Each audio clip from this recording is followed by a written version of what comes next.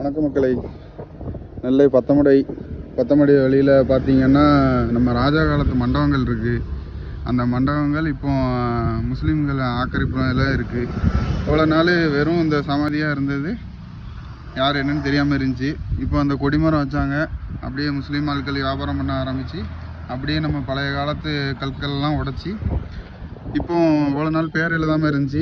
இப்போ யாருன்னே தெரியாத இந்த பேரை, அதுவும் 1919 பிறந்த சர்தார் ஐயர் முஸ்லீம் ஆனார் பின்னர் அப்படின்னு போட்டு இப்போ இது ஆக்கிரமிப்பில் இருக்குது.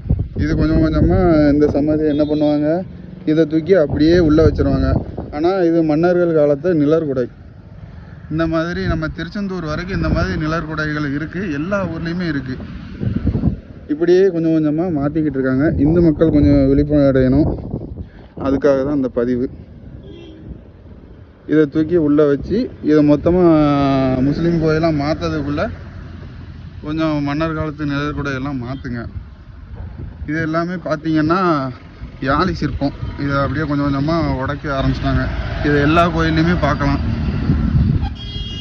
இது மன்னர்களோட சின்னம். இந்த மாதிரி ஒரு கற்கால மண்டபத்தை கொஞ்சம் கொஞ்சமாக மாற்றுறாங்க.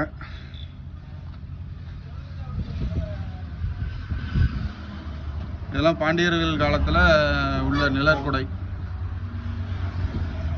இப்படி தான் ஒரு இதை மாற்றிக்கிட்டு இருக்காங்க.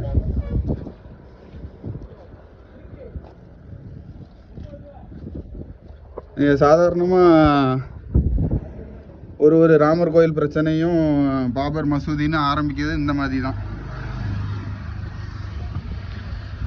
இந்து மக்கள் கண்டுக்கிடாமல் விட போய் தான் பாபர் மசூதி அப்படின்னு மாற்றி அது லாஸ்ட்டு ராம ஜென்மபூமின்னு எல்லாருக்கும் தீர்ப்பு கிடச்சிது.